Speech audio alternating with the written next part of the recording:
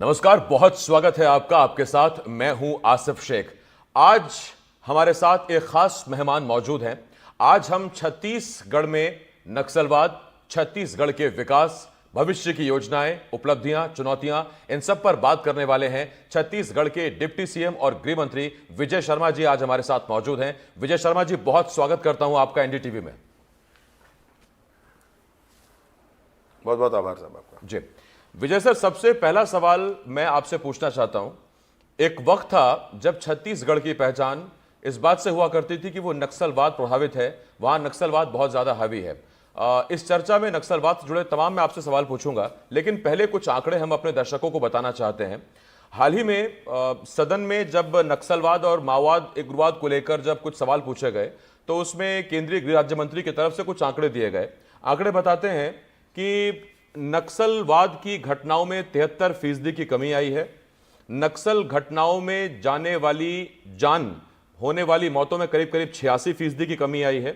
और जो देश में 126 जिले 10 राज्यों के नक्सलवाद से पीड़ित थे, वो अब 9 राज्यों के 38 जिलों तक सीमित हो गए हैं। तो सर, मेरा आपसे सवाल यह है कि नक्सलवाद और नक्सलवाद की घटनाओं में आई इस कमी के पीछे आप सबसे बड़ी वजह छत्तीसगढ़ में क्या मानते हैं सर?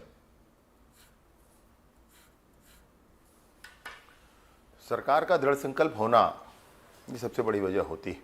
सरकार का संकल्प बड़ा होता है। विगत सरकार की ढुलमुल नीतियां थीं, इस पर स्पष्टता नहीं थी और इसलिए कार्यों में भी स्पष्टता नहीं थी। वर्तमान सरकार में केंद्रीय गृह मंत्री जी का भी बड़ा संकल्प है और माननीय विष्णुदेव साय जी का भी स्पष्ट मार्गनिर्देशन इस पर है और इसलिए सरकार का संकल्प स्पष्ट होता है तो काम भी आगे बढ़ता है। जितनी रफ्तार से यह काम हो रहा है नक्सल के खिलाफ, क्या सरकार बनने से पहले कोई ब्लूप्रिंट तैयार था छत्तीसगढ़ बीजेपी का कि सरकार में आते हैं तो उसके बाद फिर इस तरह से नक्सलवाद से मुकाबला किया जाएगा? ब्लूप्रिंट जनता के पास तैयार था, ब्लूप्रिंट प्रशासन के पास तैयार था। बात इंप्लीमेंटेशन की थी। आज जनता भी तैयार है, प्रशासन भी तैयार है और शासन तो सर के बल तैयार है। तो स्पष्टता तो आनी ही है इसमें। जब 2014 से पहले के नक्सल के आंकड़े और 2014 के बाद के नक्सल आंकड़ों की तुलना की जाती है, तो ये दिखता है आंकड़ों में, जैसा केंद्र सरकार के जो आंकड़े हैं, कि घटनाओं में कमी आई है, जैसा मैंने आपको पहले भी बताया और जो आंकड़े दिए। क्या डबल इंजन की सरकार का 2023 के बाद से फायदा हुआ है? विचारधारा जब मिली तो फिर उसका फायदा हुआ? चाहे देश में आतंकवाद का विषय हो, जी, चाहे नॉर्थ ईस्ट में इंसर्जेंसी की बात हो या जम्मू कश्मीर में अलगाववाद की बात हो, भाजपा के सरकारों की नीतियां बहुत स्पष्ट रही हैं। देश की एकता, देश की अखंडता, सुदृढ़ व्यवस्था, ये बहुत स्पष्ट भाव से हम लोगों ने काम किया। किसी आतंकवादी को घर में बिठाकर किसी राजकीय नेता ने बिरयानी नहीं खिलाई और इसलिए बहुत स्पष्ट हो गया सबको कि करना क्या है, कैसे काम किया जा सकता है। कांग्रेस मैं छत्तीसगढ़ के संदर्भ में भी आपसे कहना चाहता हूं और देश के संदर्भ में भी आपसे कहना चाहता हूं, इन दोनों ही स्थितियों में सरकार की दृढ़ता इस विषय पर यही बहुत महत्वपूर्ण है।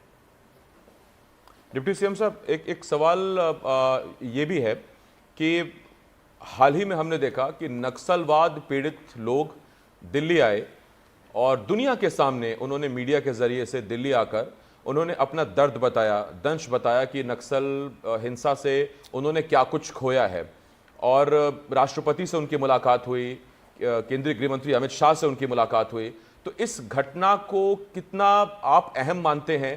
क्योंकि मुझे याद आता है शायद पहली दफा ऐसा है कि इतनी बड़ी तादाद में नक्सल पीड़ित राष्ट्रीय राजधानी आए और उन्होंने अपना दर्द पूरी दुनिया के सामने रखा। अब आप ये सोचें साहब कि कॉन्स्टिट्यूशन क्लब ऑफ इंडिया में नक्सल पीड़ित बैठे हों और सामने दुनिया के स्तर की सारी मीडिया हो, सारी मीडिया उनसे बात करे। और ऐसा प्रेस कॉन्फ्रेंस दुनिया में कब हुआ होगा कि जिसमें पीड़ित स्वयं जंगल से निकलकर दिल्ली पहुंचे और मीडिया से मुखातिब हो जाएं? ऐसा कब हुआ होगा? आपसे निवेदन पूर्वक कहना चाहता हूं कि राष्ट्रपति जी से उनकी मुलाकात, माननीय केंद्रीय गृह मंत्री जी से मुलाकात, विभिन्न चैनलों में उनकर जाना, साथ ही साथ वो ऐसे वकीलों के यहाँ भी गए, ऐसे समाज सेवी जो अपने आप को कहते हैं उनके घर पर भी जाकर होकर आए, जो कि बस्तर में शांति की स्थापना के हर प्रयासों को विफल करना चाहते हैं। वो चाहते हैं कि किसी ऐसी ताकत का वहां पर राज बना रहे जो पूरे बस्तर क्षेत्र को अशांत करना चाहता है। ऐसे सारे लोगों के घर जाकर वो मिलकर आए हैं, उन्होंने ज्ञापन सौंपा है, जंतर मंतर में आधे घंटे का धरना दिया है। मैं तो आश्चर्यचकित हूं सबको देखकर। वो जो बस्तर शांति समिति है, मैं उनके व्यवस्थापकों को हृदय से आभार व्यक्त करता हूं। मैं उनको कभी मिलेंगे तो सम्मान भी उनका जरूर अपनी तरफ से करूंगा। सम्मान आपने भी किया था जब लौटे वो दिल्ली से। बस्तर का ये दर्द कभी निकल कर ही नहीं आ पाया था। बस्तर का ये दर्द कभी निकल कर ही नहीं आ पाया था। कहीं दिल्ली से कोई ऐसा व्यक्ति आ जाता था जो ये बताने लगता था कि बस्तर के गांवों में देखो किस तरीके से पुलिस मार रही है। अरे पुलिस क्यों मारेगी भाई? पुलिस क्यों मारेगी किसी को? और पुलिस मार रही है ये कह देना, इसका क्या अर्थ हो जाता है? बस भ्रम फैलाना है, यूएनओ में जाकर भ्रम फैलाना है, दिल्ली में भ्रम फैला करके रखना है सबके बीच में। बस्तर के नौजवानों को अभी हमने लेकर के हम लोग यहाँ आए थे राजधानी रायपुर में, विधानसभा घुमाया, सब जगह घुमाया। आपको आश्चर्य होगा, 25 साल का लड़का, उसने कभी टीवी नहीं देखा था। 25 साल का लड़का टीवी नहीं देखा था, कभी रायपुर नहीं पहुंचा था। उसके गांव में पहले विद्युत कनेक्शन था, कट गया। उसके गांव में पहले स्कूल था, ब्लास्ट कर दिया गया। गांव में अस्पताल की व्यवस्था थी, खत्म कर दी गई व्यवस्था। मतलब किस युग में जाना चाहते हैं? और ये कौन सी आंदोलन है? ये क्या आंदोलनकारी है भाई? किस तरीके का वाद है ये? कोई बता दे मुझे। पूरे बस्तर के गांव के विकास के मार्ग में आईईडी बिछा हुआ है। इनको समझना होगा कि बंदूक की नली से स्कूल नहीं निकल सकता है, बंदूक की नली से अस्पताल नहीं निकल सकता है। माओवाद जो चीन में ही खत्म हो गया, वहां पर भी सही नहीं हो पाया। आज चीन किस दिशा में है?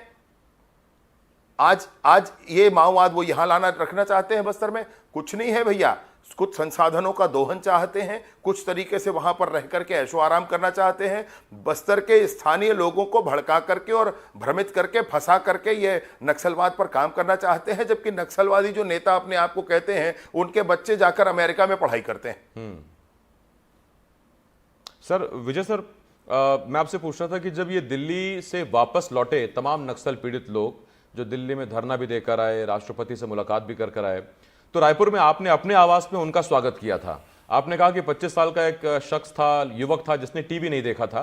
मैंने वो तस्वीरें देखी जब आपने सम्मान में उनको उपहार भी दिए, उन लोगों को आपने रेडियो भी बांटे। नहीं, मैं आपको एक बात और कहना चाहूंगा इसमें जी। ये लोग जो आए हैं, ये लोग अभी आए हैं, ये टीवी देखे नहीं देखे मैं नहीं जानता हूं। ये इनसे भी बात हुई, इनकी बहुत सारी ऐसी स्थिति थी। परंतु एक और अभियान हुआ था जब हमने बस्तर के नौजवानों को लेकर हम लोग रायपुर आए थे घुमाने के लिए। वो 5 महीने पुरानी बात है और उसमें भी यही स्थिति सामने आई थी जी। तो आपने सर उपहार में उनको रेडियो दिए थे, तो अब बस्तर में उन रेडियो के जरिए से शांति गीत गूंज रहे हैं। मैं आपको बताना चाहता हूं कि बस्तर में जो ऑल इंडिया रेडियो का स्टेशन है, उसमें पहले 16% ही छत्तीसगढ़ी और गोंडी, हल्बी, भतरी इसमें प्रसारण होता था। अभी मैंने आग्रह किया तो केंद्रीय मंत्री महोदय ने, माननीय अमित शाह जी ने और माननीय अश्विनी वैष्णव जी ने इस पर ध्यान दे करके अब 50% हल्बी, गोंडी, भतरी इन भाषाओं में वहाँ पर कार्यक्रम का प्रसारण होगा। और इसीलिए मैंने उनको ले जाकर रेडियो दिया। वहाँ पर मोबाइल के टावर लगाने नहीं दे जा रहे हैं। मोबाइल के टावर लगाने कोई जाता है तो बम से उड़ाया जाता है, गोली मार दी जाती है। तो रेडियो तो पहुँच जाएगा उन तक कम से कम। ये अच्छी बात है सर। विजय सर, एक सवाल और भी है आपसे मेरा। 24 अगस्त को करीब करीब 1-2 महीने पहले एक बहुत अहम मीटिंग हुई थी। केंद्रीय गृह मंत्री अमित शाह आए हुए थे और तमाम जितने नक्सल प्रभावित राज्य हैं उनके डीजी, उनके चीफ सेक्रेटरी इस बैठक में मौजूद थे। उस बैठक में अमित शाह ने कहा था कि मार्च 2026 तक नक्सलवाद का खात्मा हो जाएगा। क्या कोई रोड मैप, कोई कुछ दिशा निर्देश उन्होंने आपको दिए? उन्होंने बताया कि आखिर इसका बेस क्या है, आधार क्या है, कैसे डेडलाइन तय हुई मार्च 2026 तक नक्सल मुक्त छत्तीसगढ़? माननीय अमित शाह जी, जिन्होंने 370 खत्म करवा लिया जम्मू कश्मीर से, एक पत्थर नहीं चला, कोई खून की नदियां नहीं बही। आज जम्मू कश्मीर में चुनाव होने वाला है और जम्मू कश्मीर को पूर्ण राज्य का दर्जा भी चुनाव के बाद होने वाला है। नॉर्थ ईस्ट की इंसर्जेंसी कितनी भयानक थी हम सब जानते हैं, वो सब कुछ समाप्त हो गया। अगर अमित शाह जी छत्तीसगढ़ में आकर ये कह रहे हैं तो इसके पीछे कारण है, इसके पीछे योजना है, इसके पीछे पूरी बड़ी कार्यवाही की भी योजना है। सब कुछ करके पूर्ण नियंत्रण की स्थिति नियत समय तक पहुंचेगी। और आपको मैं ये भी कहना चाहता हूं कि आज जो हम कैंप लगा रहे हैं, बहुत जल्दी वो रिसोर्ट बनकर दुनिया को लुभाने लग जाएंगे। कैंप से सर मुझे याद आया, एक योजना है नियत नेलानार, आपका अच्छा गांव। ये नियत नेलानार कितनी अहम भूमिका निभा रहा है जब आप नए शिविरों, शायद 13 या 14 नए शिविरों के आसपास आप विकास की गंगा बहा रहे हैं, तो उससे कितना फर्क गांव के युवकों, गांव के लोगों की विचारधारा में आ रहा है और नक्सलियों को उससे कितना नुकसान हो रहा है?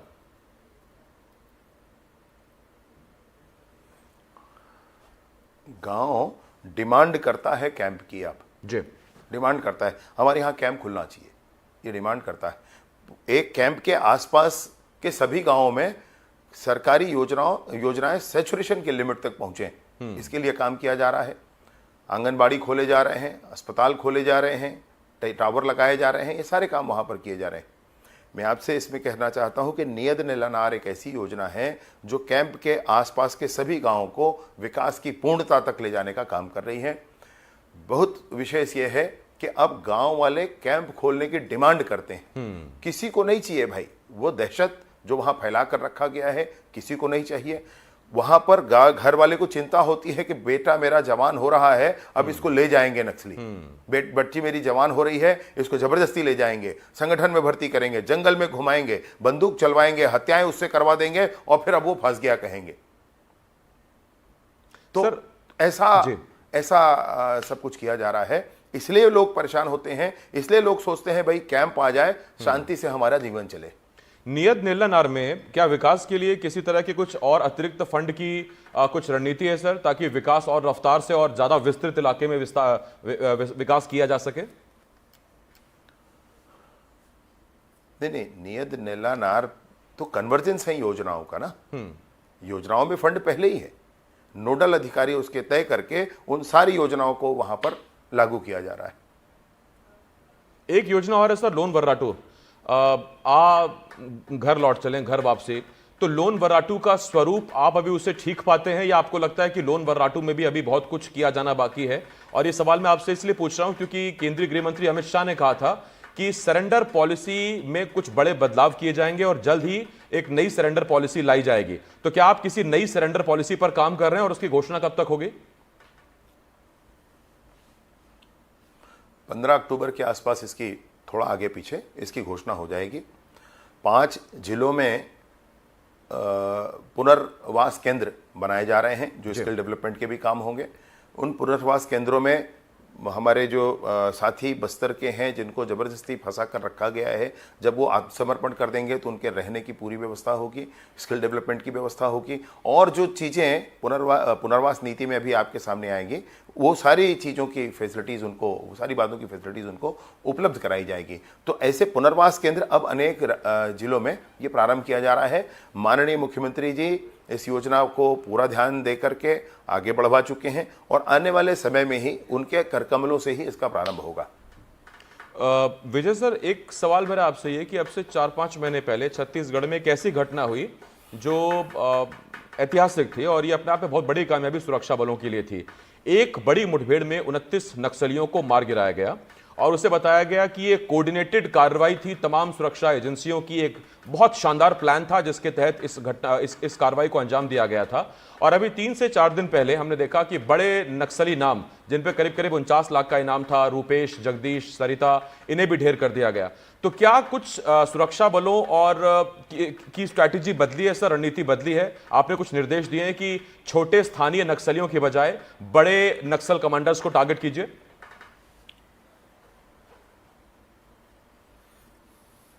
देखिए, अधिकतम लोग जो वहां पर हैं, मैं 95% तक की बात कह रहा हूं आपसे, 95% लोग वो नहीं चाहते हैं ये सब करना, वो फंसे हुए हैं इसलिए कर रहे हैं। पुनर्वास नीति के माध्यम से उनका आत्मसमर्पण होगा और वो सब मुख्य धारा में वापस आएंगे। एक गोली चलाकर किसी एक को भी मारने की बात सरकार के माध्यम से नहीं सोची जाती है। मसला ये है कि अगर वो पूरी दुनिया को दहशत में लाना चाहते हैं, मसला ये है कि वहाँ के स्थानीय लोगों को बंधक बनाना चाहते हैं, मसला ये है कि वो बम से गाड़ियों को उड़ा देना चाहते हैं, जान ले लेना चाहते हैं, घर घर के सामने आईईडी बिछा देना चाहते हैं, तब तो कार्यवाही करनी ही पड़ती है भाई। अब से कुछ दिन पहले सर एनडीटीवी पर ही हमने बस्तर आईजी सुंदरराज पट्टिलिंगम से बातचीत की थी, और जब सुंदरराज जी से बात हुई थी तो उन्होंने इसी इंटरव्यू में, जैसे आपसे बात कर रहा हूं मैं, उन्होंने मुझसे कहा था कि वाकई आईईडी एक बहुत बड़ी चुनौती है। तो तब जबकि आप नियत नेलानार में विकास कर रहे हैं, आप स्कूल बना रहे हैं, आप टावर लगा रहे हैं, और उधर एक आईईडी का खतरा है जो जवानों के लिए तो खतरा है ही, इसके साथ साथ विकास पर भी विस्फोट से नक्सली हमला करते हैं, इस चुनौती से कैसे निपटेंगे सर?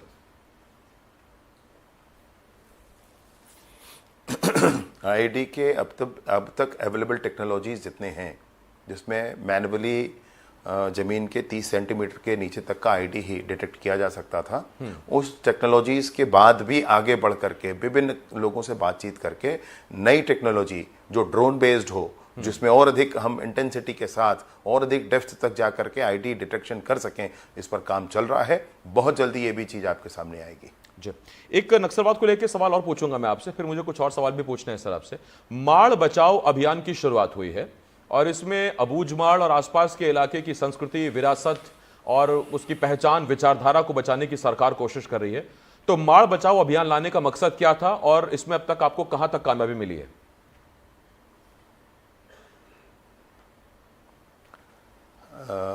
अबूझमाड़ या पूरा बस्तर, उसकी संस्कृति अनूठी है। ऐसी संस्कृति मतलब जो अनुकरणीय है, वंदनीय है। उनका परिधान, उनका आभूषण, उनका व्यंजन, उनका नृत्य, गीत, वाद्यंत्र, सब कुछ अद्भुत है। न सिर्फ माड़ वरन पूरा बस्तर, इन सारी बातों को गिन गिन कर एक एक बिंदु पर काम करते हुए सरकार इन सारी बातों को उठाने का काम कर रही है। माड़ बचाओ का मसला ये है कि संस्कृति हमारी सुरक्षित रहे, आगे बढ़े। समूचे बस्तर में इस बात को किया जा रहा है। सरकार इस पर अभियान करके, योजनाएं करके आगे बढ़ेगी। ठीक सर, एक सवाल मैं आपसे पूछना चाहता हूं। जहां नक्सलवाद की घटनाओं में, मौतों में कमी आ रही है, आंकड़े ये बताते हैं, दूसरी तरफ विपक्ष आरोप लगाता है कि कानून व्यवस्था बिगड़ गई है जब से सरकार बदली है, जब से नई सरकार आई है, साय सरकार आई है। उसके एवज में भी हमने देखा कि अभी हाल में कांग्रेस ने न्याय यात्रा निकाली, खुद भूपेश बघेल उसमें शामिल हुए, और न्याय यात्रा निकालकर यह बताने की कोशिश की गई कि आप लॉ एंड ऑर्डर नहीं संभाल पा रहे हैं। और जब लॉ एंड ऑर्डर की बात होगी तो सबसे पहला सवाल आप ही से होगा, आप गृह मंत्री हैं राज्य के, और भूपेश बघेल कह रहे हैं आप इस्तीफा दे दीजिए। क्यों? मैं पूछना चाहता हूं कि जिन लोगों का षड्यंत्र था, जिसके लिए न्याय यात्रा निकाल रहे हैं, बलौदा बाजार आदि, जिनका षड्यंत्र था, उसमें कौन लोग लिप्त थे? आज पता चल रहा है सब कुछ। स्वयं की संलिप्तता करके आंदोलन ऐसे नहीं होता है भाई। अभी कुछ दिनों पहले, 2 साल 3 साल पहले ही मैंने भी 9 दिन और 9 रात कलेक्टर के दरवाजे पर बैठकर किसानों के धान के लिए आंदोलन किया। लेकिन मुझे ध्यान है कि हमको उस गेट के अंदर नहीं जाना है, क्योंकि इसके बाद ये सीमा नहीं है। आंदोलन की सीमा यहाँ तक है। वहाँ पर खड़े सुरक्षा कर्मियों को भी हमने कहा हम बिल्कुल नहीं जाएंगे, आप खड़े रहे तो नहीं जाएंगे, नहीं रहे तो नहीं जाएंगे, हमारी बात हमको रखनी है, इसलिए हम यहाँ बैठे हुए हैं। ऐसे ही हम लोगों ने मोर आवास मोर अधिकार एक आंदोलन था, उस आंदोलन के लिए जिसमें 18 लाख गरीबों का आवास रोककर पुरानी सरकार रखी हुई थी, उसके लिए हम लोगों ने विधानसभा का घेराव किया। विधानसभा के गेट के पास हजारों की संख्या में हम पहुंचे और हमने वहां आधे घंटे का धरना दिया। हम अंदर नहीं गए क्योंकि हमको ध्यान है इसके आगे लोकतंत्र अलाउ नहीं करता है आपको। लेकिन जिन्होंने षड्यंत्र करके कलेक्टर और एसपी का कार्यालय जलवा दिया, वो न्याय यात्रा निकाल रहे हैं। मुझे आश्चर्य है इस विषय का। जनता सब समझती है भैया, जनता सब समझती है। आपके कितने लोग जेल में हैं, किस बाबत हैं, आपकी सरकार गई है तो किस भ्रष्टाचार के कारण गई है, आपने शराब के विषय पर क्या किया है, आपने सट्टा के विषय पर क्या किया है, सब जानते हैं। लॉ एंड ऑर्डर छत्तीसगढ़ की बात है ना, ये लोगों ने तो स्थगन प्रस्ताव लाया था विधानसभा में। उस स्थगन प्रस्ताव के जवाब में मैंने कहा था, उनके नेता प्रतिपक्ष जी ने जब मुझसे यह कहा कि पुरानी सरकार का कोई भी 6 महीना उठा लीजिए और इस सरकार का 6 महीना बताएं, तो मैं पुरानी सरकार का जनवरी से जून 2021, जनवरी से जून 2022, जनवरी से जून 2023, इन तीनों सालों के 6 महीने को माननीय विष्णुदेव साय जी की सरकार के साथ कंपैरिजन करके बताया था कि इसमें घटनाएं कम है, इसमें घटनाएं कम है। विजय सर, ये बात ठीक है, आपने भी कई बार इंटरव्यूज में कहा, आपने भी कहा कि हमने भी झंडा कांड में लाठी खाई थी, डंडे खाए थे, लेकिन अब कांग्रेस कह रही कि नई सरकार और डिप्टी सीएम साहब और गृह मंत्री साहब अब बदलापुर की सियासत कर रहे हैं। एक विधायक जेल पहुंचा दिया, जो कलेक्ट्रेट अग्निकांड हुआ था, और वो ये कह रहे हैं कि अब तो पूर्व सीएम के बेटे चैतन्य, उनकी बेटी दीप्ति, उनसे पूछताछ करवा दी। तो ये बदलापुर की सियासत है क्या? अच्छा, आप मुझे ये बताएं जी, पुलिस ना करे कोई कार्रवाई किसी पर? अगर परेशानी है, गड़बड़ किया तो कार्रवाई होगी। भाई कोई हो, वो चाहे भाजपा का हो, चाहे कांग्रेस का हो, चाहे बड़ा नेता हो, चाहे बड़ा अधिकारी हो, बड़ा व्यापारी हो, चाहे साधारण आदमी हो, चाहे जो भी हो, कानून तो सबके लिए बराबर होगा ना भाई। ये कानून को कम ज्यादा करना चाहिए, और अगर कानून बराबर है, आपने गड़बड़ की है तो होगा, और होना ही चाहिए। आने वाले समय में कठोरता के साथ होगा। और कांग्रेस कहती है सर कि गृह मंत्री पर पूरे स्टेट की जिम्मेदारी है, लेकिन वो अपना कवर्धा नहीं संभाल पा रहे। लोहारीडीह में एक शख्स की जिंदा जलाकर हत्या कर दी गई, फिर जेल में एक शख्स को मौत के घाट उतार दिया गया। प्रशांत साहू की बात हो रही है, उसी पर कांग्रेस हमलावर है। वो कहते हैं कि गृह मंत्री पहले कवर्धा देख लें, उसके बाद स्टेट देखें। मैं ये पूछना चाहता हूं कि घटनाएं कहीं नहीं और होती हैं? आप तो टीवी चैनल वाले हैं, आप तो दिन भर ये बताते होंगे। पूरी दुनिया में घटनाएं होती हैं। पुलिस का रिएक्शन क्या होना चाहिए, ये महत्वपूर्ण है। जो जलाकर घटना हुई है, जिसको जलाकर हत्या कर दी गई है, ऐसे हत्यारों के पक्ष में खड़े होकर क्या बताना चाहते हैं ये लोग? मैं पूछना चाहता हूं भाई, इसमें पुलिस पर जो भी विषय था, पुलिस पर तुरंत कार्रवाई की गई। एक आईपीएस अधिकारी सस्पेंड किया गया, उसमें कई अन्य लोग सस्पेंड किए गए, थाना बदल दिया गया है। जांच उस पर न्यायालय के माध्यम से हो रहा है, जुडिशियल इंक्वायरी हो रही है भाई, तो उसमें और आगे चीजें पता चलेंगी। जो सामने आएगा उस पर कार्रवाई होगी, उसमें कोई विषय नहीं है। लेकिन तो जो मूल घटना हुई है जी, उस पर भी तो कार्यवाही होना चाहिए, उस पर भी तो बात कहनी चाहिए। वो छोड़ करके आप सिर्फ वहां राजनीतिक रेटिव सीखने जा रहे हैं। मैं यही पूछना चाहता हूं सभी इनसे कि बीरनपुर में जब घटना हुई थी, जब वहां पर भुवनेश्वर साहू को मार करके फेंक दिया गया था, उस समय वहीं पर 10 किलोमीटर में मंत्री जी का घर था, स्थानीय विधायक थे, वो देखने नहीं गए।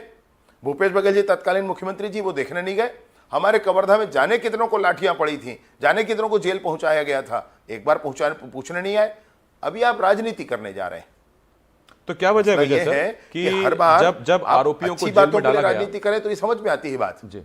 विजय सर, क्या वजह है कि जब आरोपियों को जेल में डाला गया तो उनसे मिलने भूपेश बघेल भी गए और टीएस सिंहदेव भी गए, लेकिन बघेल पर आपने निशाना साधा और टीएस सिंहदेव का आपने कवर्धा रेस्ट हाउस में सत्कार किया और 15-20 मिनट की मुलाकात वो चर्चा में भी आ गई।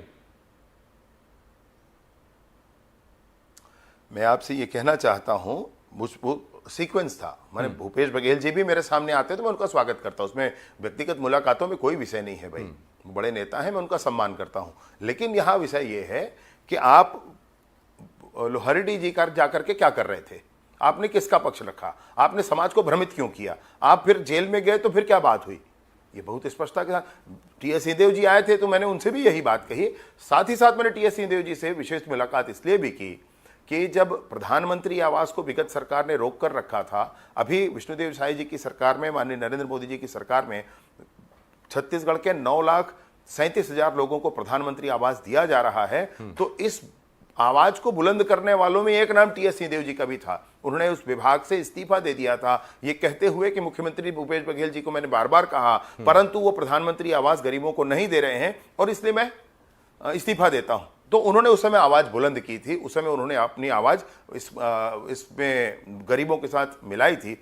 आज गरीबों को जब आवास मिल रहा है तो मैंने उनको धन्यवाद कहा था। मैंने उनको कहा था कि आपने जो लक्ष्य बांधा था आज वो पूरा होने वाला है। तो डिप्टी सीएम साहब, क्या बाबा को बीजेपी में होना चाहिए?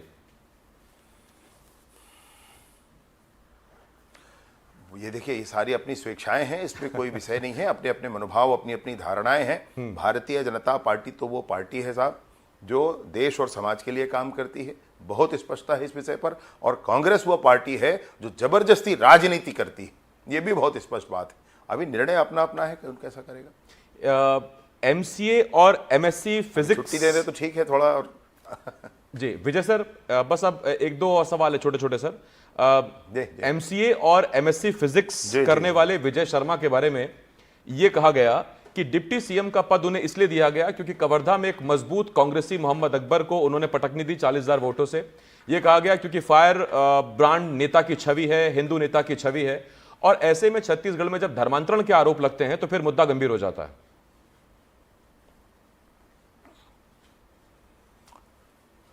धर्मांतरण पर राज्य की सरकार का बहुत स्पष्ट सोच है, बड़ी योजना है। आने वाले समय में भी और स्पष्टता आएगी इस विषय पर, आप देखेंगे अच्छा काम होगा इस पर। मैं सर बहुत बहुत धन्यवाद करता हूं आपका, आप हमारे साथ जुड़े, आपने वक्त दिया। विजय शर्मा जी बहुत बहुत शुक्रिया आपका। बहुत बहुत आभार।